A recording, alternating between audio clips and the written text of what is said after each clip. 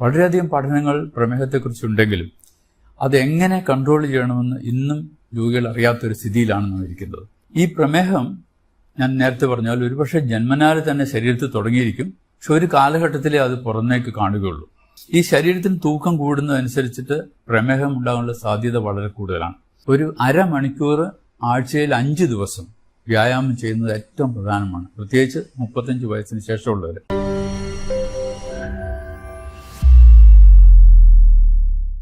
നിങ്ങൾക്ക് നമസ്കാരം. എൻ്റെ പേര് ഡോക്ടർ എം തോമസ് മാത്യു. ഞാൻ കേരളത്തിലെ സീനിയർ മോസ്റ്റ് നെഫ്രോളജിസ്റ്റാണ്. മെഡിക്കൽ കോളേജിൽ നിന്ന് റിട്ടയർ ചെയ്തതിന് ശേഷം ഇപ്പോൾ കോഴിക്കോട് ബേബി മെമ്മോറിയൽ ഹോസ്പിറ്റലിൽ വർക്ക് ചെയ്യുകയാണ്.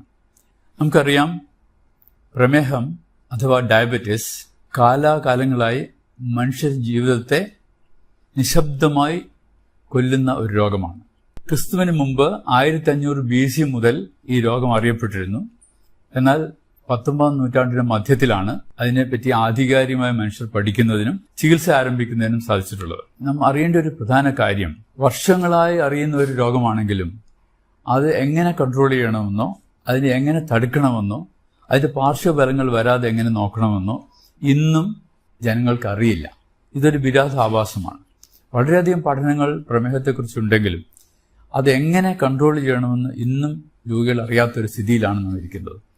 ഏത് ആശുപത്രിയിലെ ഔട്ട് പേഷ്യന്റ് ക്ലിനിക്കുകൾ നമ്മൾ എടുത്താലും ജനറൽ മെഡിക്കൽ ഔട്ട് പേഷ്യന്റിൽ വരുന്നതിൽ ഒരു 40% പ്രമേഹ രോഗം അതിനോടനുബന്ധിച്ചുള്ള രോഗങ്ങളുള്ളവരായിരിക്കും. ഒരു സർജിക്കൽ സൈഡിലാണെങ്കിൽ അതിലും കാണാം 40-50%. അല്ല, ഇനി സ്പെഷ്യാലിറ്റി ക്ലിനിക്കിലാണെങ്കിലോ കാർഡിയോളജി, ന്യൂറോളജി അല്ലെങ്കിൽ നെഫ്രോളജിക്കാണെങ്കിൽ 60% രോഗികൾക്കും പ്രമേഹമായി ബന്ധപ്പെട്ട പ്രശ്നങ്ങളുമായിട്ടാണ് അവർ വരുന്നതെന്ന് നമ്മൾ കാണുന്നത്. ഇതെന്തുകൊണ്ടാണ് ഇത്രയും വിദ്യാഭ്യാസവും ഇത്രയും ലോകജ്ഞാനവും ഇത്രയും രോഗങ്ങളെപ്പറ്റിയുള്ള വിവരമുള്ളൊരു ജനതയ്ക്ക് ഇതെന്തുകൊണ്ടാണ് ഇങ്ങനെ സംഭവിക്കുന്നതെന്ന് നാം ആലോചിക്കാറുണ്ട്. അധികം പേരും പറയും, രോഗമൊന്നുമില്ല, ഇപ്പോൾ ഒരു തലവേദനയായി ഡോക്ടർ നോക്കിയപ്പം പ്രഷർ ഉണ്ടെന്ന് പറഞ്ഞു, പിന്നെ ടെസ്റ്റ് ചെയ്യുമ്പോൾ കിഡ്നിക്ക് കേടുണ്ടെന്ന് പറഞ്ഞു. അപ്പോൾ ഷുഗർ ഉണ്ടോ നിങ്ങൾക്ക്? ഷുഗർ ഇല്ല, പക്ഷെ പണ്ടൊക്കെ കുറച്ച് ബ്ലഡ് ഷുഗർ കുറച്ച് അധികമുണ്ട്, എന്തെങ്കിലും മരുന്ന് കഴിക്കണ്ടോ? മരുന്നൊന്നുമില്ല, ഭക്ഷണത്തിൽ കൺട്രോളാണ്. ഇവിടെ ഇതാണ് സ്ഥിതി. അവർ അഡ്മിറ്റ് ചെയ്ത് നോക്കുമ്പോൾ കാണാം ബ്ലഡ് ഷുഗർ 360, ബ്ലഡ് പ്രഷർ 160/100. അപ്പോൾ പറയും ഇതുവരെ പ്രശ്നമൊന്നും ഉണ്ടായിരുന്നില്ല, ആശുപത്രി വന്നതുകൊണ്ടാണ് രോഗം ഉണ്ടായെന്നാണ് ജനങ്ങൾ ധരിക്കുന്നത്. ഈ പ്രമേഹം എന്നുള്ള രോഗം ഒരുപക്ഷെ നമ്മൾ ജനിക്കുമ്പോൾ തന്നെ തുടങ്ങുന്ന ഒരു രോഗമാണ്. കുടുംബപരമായി അതല്ലെങ്കിൽ ജനിതക കാരണങ്ങൾ കൊണ്ട് ശരീരത്തിൽ നാം കഴിക്കുന്ന ഭക്ഷണത്തിൽ നിന്നുണ്ടാകുന്ന ഗ്ലൂക്കോസ് അഥവാ അന്നജം അത് ശരീരത്തിന് ഉപയോഗിക്കാൻ പറ്റാത്ത വിധത്തിൽ ആയിത്തീരുന്ന ഒരു സ്ഥിതിഗതികളാണ് പ്രമേഹം എന്ന് പറയുന്നത്. നമുക്കറിയാം 2 തരം പ്രമേഹമുണ്ട്, ടൈപ്പ് 1, ടൈപ്പ് 2. ടൈപ്പ് 1 പ്രമേഹം കുട്ടികളിലാണ് സാധാരണ ഉണ്ടാവുക. അവർക്ക് ഈ രക്തത്തിലെ ഷുഗറിനെ ഉപയോഗിക്കാൻ പറ്റാത്ത തരത്തിൽ ഇൻസുലിൻ ഉണ്ടാവുകയില്ല. ശരീരത്തിൽ ഇൻസുലിൻ്റെ അളവ് വളരെ കുറവായിരിക്കും. അതുകൊണ്ട് രക്തത്തിലെ ഷുഗർ ഇങ്ങനെ കൂടിക്കൂടി പ്രമേഹം എന്നുള്ള അവസ്ഥയിലേക്ക് വരും. അതേസമയം ടൈപ്പ് 2 അങ്ങനെയല്ല. അവർക്ക് ഇൻസുലിൻ ഉണ്ട്, പക്ഷേ ആ ഇൻസുലിൻ ശരീരത്തിലെ കോശങ്ങൾക്ക് ഉപയോഗിക്കാൻ വയ്യാത്തൊരു സ്ഥിതിയിലാണ് ഇരിക്കുന്നത്. അതാണ് ടൈപ്പ് 2. നമുക്ക് സാധാരണ കാണുന്ന പ്രായമായവരിൽ കാണുന്ന 90% ആളുകൾക്കും ടൈപ്പ് 2 പ്രമേഹമാണ്. ഈ പ്രമേഹം ഞാൻ നേരത്തെ പറഞ്ഞാൽ ഒരുപക്ഷെ ജന്മനാല് തന്നെ ശരീരത്തിൽ തുടങ്ങിയിരിക്കും, പക്ഷെ ഒരു കാലഘട്ടത്തിലേ അത് പുറമേക്ക് കാണുകയുള്ളൂ. അതിന് വരുന്നതിന് മുമ്പ് തന്നെ പല പല ലക്ഷണങ്ങളുണ്ട്. ഒന്നാമത്, ശരീരത്തിന് ആവശ്യത്തിൽ കൂടുതലുള്ള വണ്ണം. ഒരാൾക്ക് എത്ര വണ്ണം വേണം നിങ്ങൾ ചോദിച്ചാൽ നമുക്ക് പറയാം, അത് ബോഡി മാസ് ഇൻഡെക്സ് കാൽക്കുലേറ്റ് ചെയ്യണം. ഒരാളുടെ വെയിറ്റും ഹൈറ്റും എടുത്തിട്ട്, ഹൈറ്റ് മീറ്റർ സ്ക്വയറിലും വെയിറ്റ് കിലോഗ്രാമിലും എടുത്തിട്ട് ആ വെയിറ്റിനെ ഹൈറ്റ് കൊണ്ട് ഹരിച്ചാൽ അത് 18നും 25നും ഇടയ്ക്കാണെങ്കിൽ അവരുടെ തൂക്കം ശരിയാണെന്ന് അർത്ഥം. 25നും 30നും ഇടയ്ക്കാണെങ്കിൽ അത് ശരീരത്തിന് തൂക്കം കൂടുതലാണ്, തടി, പൊണ്ണത്തടി. 30-ലധികമാണെങ്കിൽ മാരകമായ പൊണ്ണത്തടി. ഈ ശരീരത്തിന് തൂക്കം കൂടുന്നതനുസരിച്ചിട്ട് പ്രമേഹം ഉണ്ടാകാനുള്ള സാധ്യത വളരെ കൂടുതലാണ്. നമ്മളിപ്പോൾ ഇന്ത്യയിലെ കണക്കെടുക്കുകയാണെങ്കിൽ ഇന്ത്യയിലെ എല്ലാ ജനങ്ങളും നമ്മൾ നോക്കുമ്പോൾ 3%, 4% ആളുകൾക്കും ശരീരത്തിൽ ആവശ്യമുള്ളതിനേക്കാൾ തൂക്കം കൂടുതലാണ്. കേരളത്തിലാണെങ്കിൽ അടുത്ത കാലത്ത് നടന്ന പഠനങ്ങളൊക്കെ കാണിക്കുന്നത് 30% പേർക്കും ഓവർ വെയ്റ്റ്, തടി കൂടുതലാണ് ശരീരത്തിന്. ഈ തടി കൂടുതലാകുമ്പോൾ ശരീരത്തിൽ ഉണ്ടാകുന്ന ഗ്ലൂക്കോസ് ഉപയോഗിക്കപ്പെടാതെ ഇൻസുലിൻ കൊണ്ട് പ്രവർത്തിക്കാൻ സാധിക്കാത്ത തരത്തിൽ രക്തത്തിലെ ഷുഗറിന്റെ അളവ് കൂടിക്കൊണ്ടേയിരിക്കും. സോ അമിതമായ വണ്ണം, അമിതമായ ഭക്ഷണം, നമ്മൾ തോന്നിമാതിരി ഭക്ഷണം കഴിക്കുന്ന ഒരു കാലത്താണ് നാം ജീവിക്കുന്നത്. പണ്ട് കാലത്ത് കഴിച്ചിരുന്ന ഭക്ഷണ രീതി കംപ്ലീറ്റ് മാറി, ജീവിതശൈലി കൊണ്ടിട്ട് ഭക്ഷണരീതി മാറി. ഒരാൾക്ക് ഒരു ദിവസം വേണ്ടത് അയാളുടെ വെയിറ്റിനെ 20 അല്ലെങ്കിൽ 30 കൊണ്ട് ഗുണിച്ചാൽ കിട്ടുന്ന അത്ര കാലോറീസാണ്. ഊർജം, നമ്മുടെ ശരീരത്തിന് ജോലി ചെയ്യാൻ വേണ്ടി ഊർജ്ജമാണ് ആവശ്യം. ആവറേജ് ഉള്ള ഒരാൾക്ക്, ഒരു 60 കിലോ വെയിറ്റ് ഉള്ള ആൾക്ക് ഏകദേശം 1400 തുടങ്ങി 1800 കലോറീസാണ് ആവശ്യം. ഈ കലോറീസ് നമുക്ക് എങ്ങനെ കിട്ടും? നമുക്ക് ഭക്ഷണത്തിനെ 3ആയിട്ട് തരംതിരിക്കാം.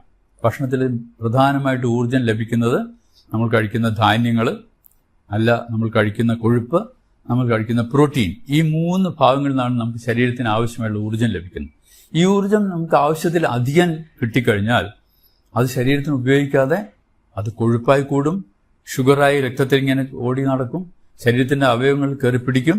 ഇത് വേറൊരു വലിയ സംഗതി എന്താണെന്ന് വെച്ചാൽ, ശരീരത്തിൽ ആവശ്യമുള്ള ഷുഗറിനേക്കാൾ കൂടുതൽ ഷുഗർ ഉണ്ടായാൽ അതിന്റെ ചയാപചയം, അതായത് മെറ്റബോളിസം ഒരു അസാധാരണ രീതിയിലേക്ക് പോകും. സാധാരണ ഷുഗർ മെറ്റബോളൈസ് ചെയ്യുന്നത് ശരീരത്തിന് ഊർജ്ജം ലഭിക്കാനാണ്. എന്നാൽ അധികമുള്ള ഷുഗർ, അതായത് അധികം നോക്കുമ്പോൾ നിങ്ങൾ ചോദിക്കുക എത്രയാണ് അധികം? അതായത് ഒരു ഫാസ്റ്റിംഗ് സ്റ്റേജിൽ ഒരാൾക്ക് ഷുഗർ വേണ്ടത് 100 മില്ലിഗ്രാമിൽ കുറവായിരിക്കണം. 80 തുടങ്ങി 100 ഫാസ്റ്റിങ്ങിൽ വേണ്ടത്. ഭക്ഷണം കഴിച്ച് 2 മണിക്കൂറിന് ശേഷം നോക്കുകയാണെങ്കിൽ അത് ഒരു 120-നും 140-നും ഇടയ്ക്കായിരിക്കും. അതിൽ കൂടുതലൊക്കെയാണ് അധികം ഷുഗർ എന്ന് പറയുന്നത്. അപ്പോൾ രക്തത്തിലെ ഷുഗർ അധികമായാൽ അത് ശരീരത്തിന് ഉപയോഗിക്കുന്നത് സ്വാഭാവികമായി ഉപയോഗിക്കുന്നതിന് പകരം അത് അബ്നോർമൽ പാത്വേയിൽ കൂടെ പോകും. 5 തരത്തിൽ ഈ ഗ്ലൂക്കോസ് മെറ്റബോളൈസ് ചെയ്തു പോകും. അത് ഈ 5 തരത്തിൽ പോകുന്ന മെറ്റബോളിസം ശരീരത്തിന് ഉപയോഗമില്ലാതെ ശരീരത്തിന് കേട് വരുത്തുന്ന രീതിയിലാണ് ആ മെറ്റബോളിസം നടത്തുന്നത്. അപ്പോൾ എന്ത് പറ്റും? ഈ ഷുഗർ ശരീരത്തിന് ഉപയോഗിക്കാതെ കൊഴുപ്പായി ലിവറിലേക്ക് പോയി അടിയും, ഫാറ്റി ലിവർ ഉണ്ടാവും. കൂടാതെ ഈ മെറ്റബോളിസം തെറ്റി വരുന്ന അസാധാരണമായുള്ള മെറ്റബോളിസം കൊണ്ടിട്ട് അതിലുണ്ടാവുന്ന ഘടകങ്ങൾ ശരീരത്തിലെ രക്തക്കുഴലിനെയും കോശങ്ങളെയും ഒക്കെ മാരകമായി അഫക്റ്റ് ചെയ്യും. അങ്ങനെ വലിയ രക്തക്കുഴലുകൾക്കും ചെറിയ രക്തക്കുഴലുകൾക്കും ഒക്കെ കേടുവന്ന് കാലക്രമേണ ആ ഒരു രോഗമായി മാറുകയാണ് ചെയ്യുന്നത്. ഈ ഷുഗർ കൂടിയുണ്ട്. ആവശ്യത്തിലധികം ഷുഗർ ശരീരത്തിലുണ്ടായാൽ അത് ശരീരത്തിന് ദോഷമാണ് എന്നുള്ള വാസ്തവം നമ്മൾ എപ്പോഴും അറിഞ്ഞിരിക്കും. ഷുഗർ കുറയ്ക്കുന്നത് ശരീരത്തിന് ആവശ്യമുള്ള ഊർജം കിട്ടാൻ വേണ്ടി മാത്രമുള്ള ഭക്ഷണം കഴിക്കുക. ഇപ്പോൾ ഒരു 1600 കാലറി വേണമെങ്കിൽ അത് ഒരു 3 തവണയായിട്ട് അത് ഡിവൈഡ് ചെയ്യണം. രാവിലെ ഒരു 350-400 കലോറി, രാത്രി അതുപോലെ 350-400 കലോറി, ഉച്ചയ്ക്ക് അതിന് ബാക്കിയുള്ള ഭക്ഷണം ക്രമീകരിക്കാൻ ലോക ആരോഗ്യ സംഘടനയും ഡയബറ്റിക് അസോസിയേഷനും ഒക്കെ കൂടി തീരുമാനിച്ചിരിക്കുന്ന ഒരു ഫുഡ് പ്ലേറ്റ് ഉണ്ട്. ആ ഫുഡ് പ്ലേറ്റ് എന്ന് പറഞ്ഞാൽ നമ്മൾ സാധാരണ ഒരു പ്ലേറ്റ് എടുത്താൽ അത് 4ആയിട്ട് നമ്മൾ ഡിവൈഡ് ചെയ്യണം, മാനസികമായി ഡിവൈഡ് ചെയ്യണം. അതിന്റെ പകുതി ഭാഗം പച്ചക്കറികൾ മാത്രമേ പാടുള്ളൂ. ആ പകുതി ഭാഗത്തിൽ അതിന്റെ പകുതി, അതായത് 1/4 ഭാഗം വേവിച്ച പച്ചക്കറികളും 1/4 ഭാഗം വേവിക്കാത്ത പച്ചക്കറികളും. അപ്പോൾ 1/2 ഭാഗം അങ്ങനെ പോയി. മറ്റേ 1/2 ഭാഗത്ത് അതിന്റെ 1/4 ഭാഗത്തിൽ പ്രോട്ടീൻ അടങ്ങിയ സംഗതികൾ, അത് ഒന്നിൽ പയറ്, കടല, പരിപ്പ്, അല്ലെങ്കിൽ മീനോ അല്ലെങ്കിൽ മുട്ടയോ അതല്ലെങ്കിൽ ഇറച്ചിയോ. അതിന്റെ മറ്റേ 1/4 ഭാഗത്ത് ധാന്യങ്ങൾ, അതായത് 1 കപ്പ് ചോറ് അല്ലെങ്കിൽ 1 ചപ്പാത്തി അല്ലെങ്കിൽ 1 ദോശ അല്ലെങ്കിൽ 2 ഇഡ്ഡലി. അപ്പോൾ ആ ഫുഡ് പ്ലേറ്റിൽ അടങ്ങുന്ന സാധനം മെജോറിറ്റി പച്ചക്കറികളാണ്. ഈ പച്ചക്കറികളിൽ കാലറീസ് വളരെ കുറവാണ്. 100 ഗ്രാം പച്ചക്കറിക്ക് 15 കാലറി ഉണ്ടാവുള്ളൂ. അതേസമയം 100 ഗ്രാം ചോറിന് 350 കാലറിയാണ്. 1 ചപ്പാത്തിക്ക് ഏകദേശം 100 കാലറിയാണ്. 1 ദോശയ്ക്ക് 100-150 കലോറി. ഒരു മസാല ദോശയാണെങ്കിലോ 250 കലോറിയാവും. അപ്പോൾ അത് നമ്മൾ അധികമായി കഴിക്കാതെ അതിന് പകരം കൂടുതൽ പച്ചക്കറികളും കുറച്ച് ധാന്യവും കുറച്ച് പ്രോട്ടീൻ അഥവാ മത്സ്യം അല്ലെങ്കിൽ മാംസം, പച്ചക്കറി കഴിക്കുന്നവർക്കാണെങ്കിൽ പയറ്, കടല, പരിപ്പ്, അങ്ങനെ ഫുഡ് പ്ലേറ്റ് നമ്മൾ 3 നേരത്തെ ഭക്ഷണം കഴിക്കുമ്പോൾ ആ പ്രിൻസിപ്പിൾ സ്വീകരിച്ചാൽ നമ്മുടെ ഷുഗർ കൂടാതിരിക്കും. അത് വെജിറ്റേറിയനായിട്ടും നോൺ വെജിറ്റേറിയനായിട്ടും ഐറ്റംസ് നമ്മൾ താരതമ്യപ്പെടുത്തും. ബാക്കി ഭക്ഷണങ്ങളിൽ നിന്ന് നമുക്ക് കിട്ടുന്നത് അന്നജം, അതായത് ധാന്യങ്ങൾ എന്ന് പറയുമ്പോൾ അരിയാവും, ഗോതമ്പാവും, പഴങ്ങളും, അധികം മധുരമില്ലാത്ത പഴങ്ങൾ, ഇതെന്നൊക്കെയാണ് മെയിനായിട്ടുള്ള 60%, 50% എനർജി കിട്ടുന്ന ഈ ഭക്ഷണത്തിനാണ്. അതേസമയം കൊഴുപ്പ് നിന്ന് കിട്ടുന്നത് വളരെ അധികമാണ്. 20%എങ്കിലും കൊഴുപ്പ് നമുക്ക് കിട്ടണം, 20-25%. അപ്പോൾ ഈ കൊഴുപ്പിന് എങ്ങനെയാണ് കിട്ടുക? കൊഴുപ്പ് നമ്മൾ ഉപയോഗിക്കുന്ന എണ്ണ, 1 സ്പൂൺ എണ്ണയിൽ ഏകദേശം 45-50 കലോറിയുണ്ട്. അപ്പോൾ എണ്ണയുടെ അളവ് കുറയ്ക്കണം. അതുപോലെ തന്നെ പ്രോട്ടീനിന് ഒരു 20-25% കാലറീസ് പ്രോട്ടീന് ലഭിക്കണം. അതുകൊണ്ട് പ്രോട്ടീൻ കഴിക്കുന്ന അളവും കുറയ്ക്കണം. ഇങ്ങനെ നമ്മൾ കൺട്രോൾ ചെയ്താൽ നമ്മുടെ ഭക്ഷണ രീതി വളരെ കറക്റ്റാവും. നമ്മുടെ ഷുഗർ കൂടില്ല, നമ്മൾ പ്രമേഹത്തിന്റെ കോംപ്ലിക്കേഷൻ നമുക്ക് വരാതിരിക്കാൻ സാധിക്കും. ഇതൊക്കെ അറിയാമെങ്കിലും നാം വീണ്ടും അറിയാതെ ഭക്ഷണങ്ങൾ കൂടുതൽ കഴിച്ചു പോവുകയാണ്. അപ്പോൾ നമ്മൾ ആവശ്യമില്ലാത്ത ഭക്ഷണങ്ങൾ, ഈ സ്നാക്സ് ഒക്കെ നിവൃത്തിയുള്ളത്തോളം ഒഴിവാക്കണം. എണ്ണക്കടികൾ ഒഴിവാക്കണം. പിന്നെ ഈ ഷുഗറുള്ള ആളുകൾ 3 നേരത്തെ ഭക്ഷണത്തിന് പുറമെ ഇടയ്ക്ക് 2 ലഘുഭക്ഷണം കൂടെ കഴിക്കുന്നത് നന്നായിരിക്കും. നമുക്ക് ഫൈബർ അടങ്ങിയ ബിസ്ക്കറ്റ് കഴിക്കാം, അല്ലെ ആരോ റൂട്ട് ബിസ്ക്കറ്റ് കഴിക്കാം, അല്ലെ ചിലപ്പോൾ അധികം എണ്ണയും മെഴുക്കുമില്ലാത്ത ഭക്ഷണങ്ങൾ കഴിക്കാം, അല്ലെ ഒരു പകുതി ആപ്പിൾ കഴിക്കാം, പകുതി പേരയ്ക്ക കഴിക്കാം, 1 ഗ്ലാസ് ചായയോ അല്ലെങ്കിൽ കാപ്പിയോ കഴിക്കാം, മധുരം ഇടാതെ. ഇതൊരു ശീലം നമ്മൾ ഉണ്ടാക്കണം, മധുരം ഉപയോഗിക്കാതെ ഭക്ഷണങ്ങൾ കഴിക്കാനുള്ള ശീലം. അതുപോലെ ഏറ്റവും പ്രധാനമുള്ള കാര്യമാണ് ശരീരത്തിന് വ്യായാമം. ഒരു അരമണിക്കൂർ ആഴ്ചയിൽ 5 ദിവസം വ്യായാമം ചെയ്യുന്നത് ഏറ്റവും പ്രധാനമാണ്, പ്രത്യേകിച്ച് 35 വയസ്സിന് ശേഷമുള്ളവർ. ഈ വ്യായാമം ചെയ്യുമ്പോൾ ശരീരത്തിന് ആവശ്യമുള്ള ഊർജം അത് ഉപയോഗിച്ചു പോകും. അപ്പോൾ ആവശ്യമില്ലാത്ത ഊർജം ശരീരത്തിൽ കെട്ടിനിൽക്കില്ല. ഈ വ്യായാമം ചെയ്യുമ്പോൾ ആ ഊർജം അതിനായിട്ട് ഉപയോഗിച്ചു പോകും. അങ്ങനെ നമ്മുടെ ശരീരത്തെ നല്ല ആരോഗ്യസ്ഥിതിയിൽ മെയിൻറ്റെയിൻ ചെയ്യാൻ സാധിക്കും. ഇങ്ങനെയൊക്കെ ചെയ്താലും ജനിതകമായി ഉണ്ടാകുന്ന ഡയബറ്റീസ് വരാതിരിക്കില്ല. വന്നു കഴിഞ്ഞാൽ നമ്മൾ അതിനുള്ള മരുന്നുകൾ കൃത്യമായിട്ട് എടുക്കും. ഡോക്ടറെ സമീപിച്ച് ആ മരുന്നുകൾ എന്ത് വേണമെന്ന് ചോദിച്ചാൽ ഡോക്ടർ പറഞ്ഞുതരും. അതനുസരിച്ച് മരുന്ന് ഉപയോഗിക്കാം, ഗുളികൾ ഉപയോഗിക്കാം. അത് പോരാതെ വരികയാണെങ്കിൽ വരുന്ന സന്ദർഭങ്ങളിൽ നമുക്ക് ഇൻസുലിൻ ഉപയോഗിക്കാം. അങ്ങനെ ഷുഗർ കൺട്രോൾ ചെയ്യാം. അപ്പോൾ നിങ്ങൾ ചോദിക്കും, ഷുഗർ കൺട്രോൾ ചെയ്യാൻ ഭക്ഷണം മാത്രം നോക്കിയാൽ പോരാ. ഭക്ഷണത്തിന് ഒരു പരിധിവരെ മാത്രമേ ഷുഗർ കൺട്രോൾ ചെയ്യാൻ പറ്റുള്ളൂ. അതിൽ കൂടുതൽ കൺട്രോൾ വേണമെങ്കിൽ മരുന്ന് വേണം എന്നുള്ളത് തീർച്ചയാണ്. ആ മരുന്നിന് പുറമെ വ്യായാമം, റെഗുലർ ചെക്കപ്പ് ഇതൊക്കെ വേണം. ആഴ്ചയിൽ 1 പ്രാവശ്യമെങ്കിലും രക്തത്തിലെ ഷുഗർ ടെസ്റ്റ് ചെയ്യണം. അതനുസരിച്ചിട്ട് മരുന്നുകളുടെ അളവ് വ്യത്യാസപ്പെടുത്താം. അതുകൊണ്ട് ഈ പ്രമേഹം കൊണ്ടിട്ട് ബാക്കി കോംപ്ലിക്കേഷൻ വരാതെ നമ്മൾ ശ്രദ്ധിക്കണം. ശരീരത്തിന്റെ എല്ലാ അവയവങ്ങളെയും, എല്ലാ ഭാഗങ്ങളെയും, ആന്തരിക ഭാഗങ്ങളെയും ബാഹ്യമായിട്ടുള്ള ഭാഗങ്ങളെയും മുഴുവൻ മാരകമായി പിടിക്കുന്ന ഒരു രോഗമാണ് പ്രമേഹം. പക്ഷെ ഒരാൾക്ക് ഇതെല്ലാം വരണമെന്നില്ല. ചില ആളുകൾക്ക് ഒരു പക്ഷേ കിഡ്നിയുടെ രോഗമായിരിക്കും കൂടുതൽ, വേറൊരാൾക്ക് ഹൃദയരോഗത്തിനായിരിക്കും കൂടുതൽ, വേറൊരാൾക്ക് ഞരമ്പിന്റെ രോഗമായിരിക്കും കൂടുതൽ.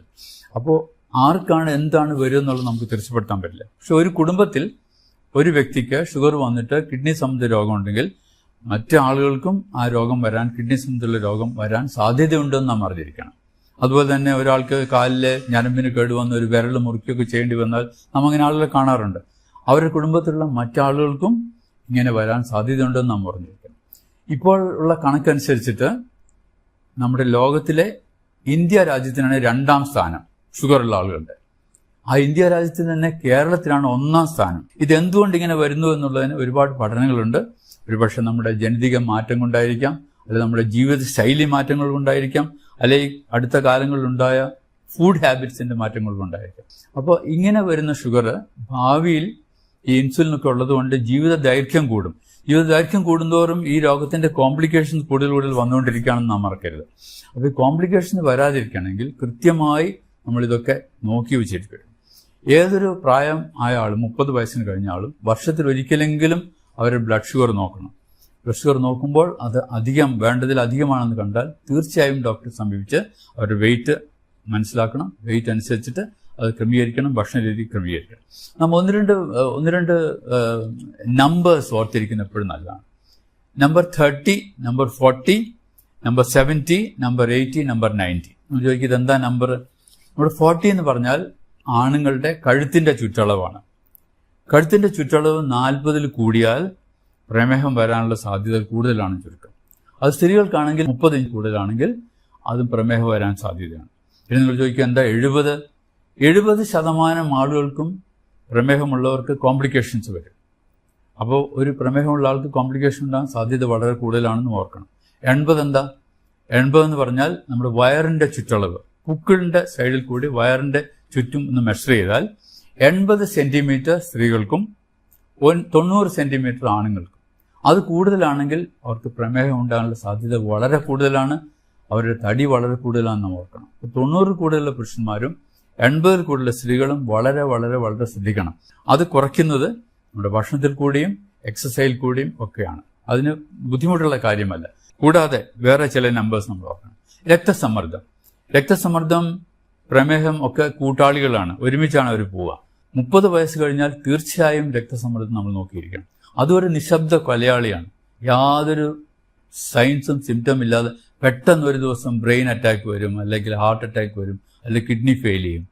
അപ്പോഴാണ് അറിയുന്നത് പ്രഷർ 200/120 ആണെന്നുള്ള കാര്യം. നോർമലായിട്ട് ഒരാൾക്ക് 140/80 ആണ് ബ്ലഡ് പ്രഷർ. അതിൽ കൂടുതലുണ്ടെങ്കിൽ അതിന്റെ കാരണം എന്താണെന്നും അതിന്റെ ട്രീറ്റ്മെന്റ് എന്താണെന്നും നമ്മൾ തീരുമാനിക്കും. ഇപ്പോൾ ആശുപത്രിയിൽ പോകുമ്പം നമ്മൾ കാണുന്ന രോഗികൾ വരും. അപ്പോൾ ഡോക്ടറെ എനിക്ക് കാല് വേദനയാണ്, മുട്ടുവേദനയാണ്, കാല് തരിപ്പുണ്ട്, അല്ലെങ്കിൽ നമുക്ക് വേറെ എന്തെങ്കിലും അസുഖം ഉണ്ടോ എന്ന് ചോദിച്ചാൽ അസുഖമൊന്നും ഇല്ല എന്ന് പറയും. പിന്നെ ചോദിച്ചു വരുമ്പോഴാണ് തരുന്നത് 20 വർഷമായിട്ട് പ്രമേഹ രോഗമുണ്ട്, 15 വർഷമായിട്ട് രക്തസമ്മർദ്ദമുണ്ട് എന്ന് അവർ പറയുന്നു. ഒരു 50 വർഷമായ രോഗികളെ കണ്ട് പരിചയമുള്ള എനിക്ക് നിങ്ങളോട് പറയാനുള്ള ഒരു പ്രധാന കാര്യം അതാണ്. ഡോക്ടർമാരെ സമീപിക്കുമ്പോൾ നിങ്ങളുടെ രോഗത്തിന്റെ മുമ്പുകൂട്ടിയുള്ള വിവരങ്ങൾ തീർച്ചയായും പറഞ്ഞിരിക്കണം.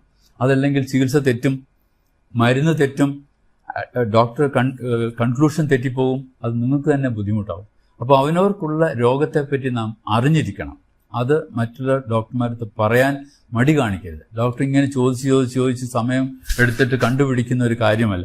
നമ്മുടെ രോഗത്തെപ്പറ്റി, നമ്മുടെ ശരീരത്തിന്റെ സ്ഥിതിയെപ്പറ്റി നമ്മൾ എപ്പോഴും ബോധവാന്മാരായിരിക്കണം. പിന്നെ നാം അറിയണം, ഈ പ്രമേഹം എത്ര സൂക്ഷിച്ചാലും കുറച്ച് കൂടുതലായി വരുന്ന രോഗമാണ്. 60% ആളുകൾക്കും കിഡ്നി രോഗം ആയി മാറാം. കിഡ്നി രോഗം പ്രമേഹത്തിന്റെ കൂടെ വരാം. Diabetic nephropathy. 50% ആളുകൾക്കും ഹാർട്ട് ഡിസീസ് വരാം. ഏകദേശം 50%-60% ആളുകൾക്ക് ന്യൂറോപ്പതി വരാം, ഞരമ്പിന്റെ കോംപ്ലിക്കേഷൻ വരാം.